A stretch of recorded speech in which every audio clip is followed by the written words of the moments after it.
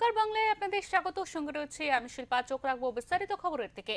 যে মা বাবা সন্তানকে বুকে আগলে সব ঝড়ঝাপটা থেকে সন্তানকে বড় করে, সেই মা বাবাই কিনা সন্তানের হাতে অত্যাচারিত, নির্যাতিত।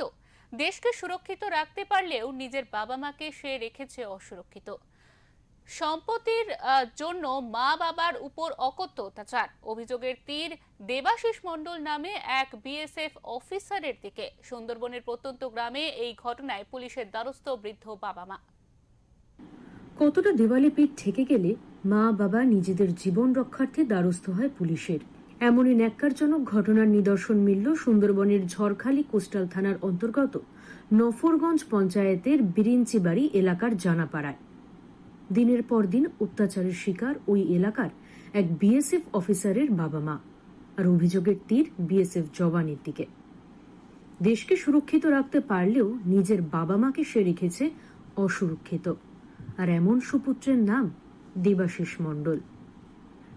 স্থানীয় সূত্রে জানা গিয়েছে, ওই প্রত্যন্ত গ্রামে বসবাস করেন নিমাই চন্দ্র মণ্ডল ও তার স্ত্রী কবিতা মণ্ডল। পেশায় ক্ষেতমজুর দম্পতির এক ছেলে ও এক মেয়ে। ছেলে দেবাশিস মণ্ডল বর্তমানে ভারতীয় সীমান্ত রক্ষী বাহিনীর উচ্চপদস্থ অফিসার। ঝড়খালি এলাকায় নিজের পিতৃভূমিতে বছর দুয়েক আগে তৈরি করেন একটি বাড়ি। এমনকি প্রায় 1 বছর আগে উত্তরপ্রদেশের প্রতিমা যাদবের সাথে বিবাহ বন্ধনে আবদ্ধ হয় ওই সীমান্তরক্ষী বাহিনীর উচ্চপদস্থ অফিসার।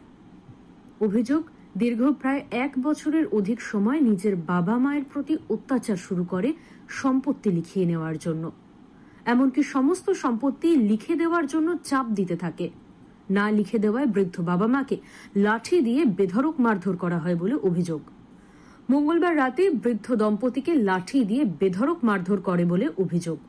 গুরুতর জখম দম্পতিকে উদ্ধার করতে এগিয়ে যায় মেয়ে পূর্ণিমা। অভিযোগ, তাকেও বেধড়ক মারধর করা হয়। কোনো প্রকারে বাবা মাকে উদ্ধার করে মেয়ে। চিকিৎসার জন্য বাসন্তী ব্লক হাসপাতালে নিয়ে যায়। সেখানে দম্পতির শারীরিক অবস্থার অবনতি হলে ক্যানিং মহকুমা হাসপাতালে স্থানান্তরিত করেন চিকিৎসকেরা। বর্তমানে সেখানেই চিকিৎসাধীন।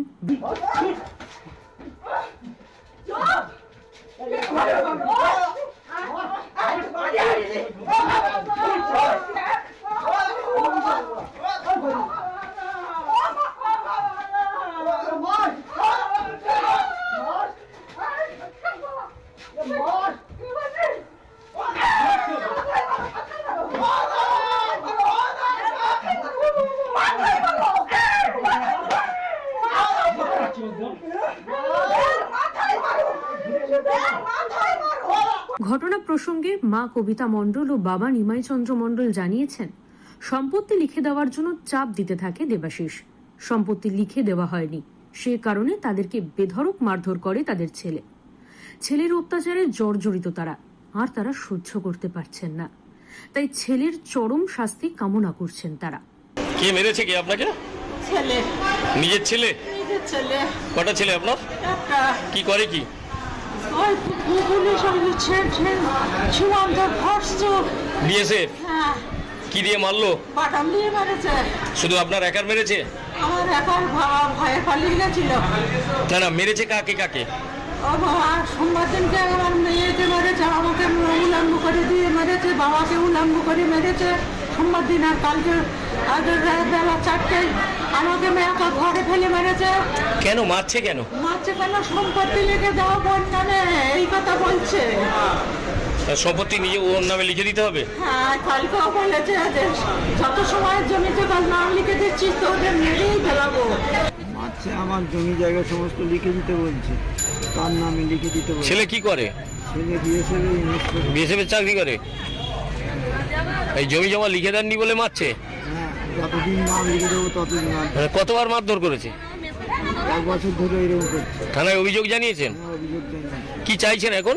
এখন আমি চাইছি ওর সাজা হোক, ওর কপিবন্দি দেহ আমাদের কাছে। আপনি তো বাবা একজন, ছেলের শাস্তি চাইছেন? আমরা শাস্তি চাইছি, আমরা সহ্য করতে। আমার মাকে আমার দাদা। নিজের দাদা? হ্যাঁ, আমার নিজের দাদা আর দাদার বউ। দাদার নাম কি? দেবাশিস মণ্ডল, আর ওনার বউর নাম হচ্ছে প্রতিমা মণ্ডল। কেন মারছে? কেন মারছে? অ্যাকচুয়ালি আজ 1.5 বছর ধরে এরকম চলছে। কারণটা কি? এখানে চলছে ও জমি জায়গা নেবে, ওর নামে লিখে দিতে হবে, নাহলে মারধর করছে। 13 তারিখে মারবো, কালকেও মারবো। এই মারধর করছে, অনেকদিন থেকে মারধর করছে, আজকে বলে না। আপনারা পুলিশে অভিযোগ করেননি? পুলিশের অভিযোগ অনেকবারই করেছি, পুলিশ যাচ্ছে, আবার যে কোনো সিদ্ধান্ত, এই বয়স্ক মানুষ বলে ওরা এত ভ্রুক্ষেপ করছে না। রিসেন্ট কি দিয়ে মারধর করেছে? রিসেন্ট ওই যে বড় লাঠি ডান্ডা, হ্যাঁ, দিয়ে বহুত মারধর করছে, ওটা দাম আছে তো।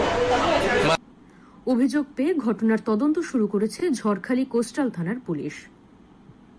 সুন্দরবন থেকে গোপাল শীলের রিপোর্ট, ওঙ্কার বাংলা।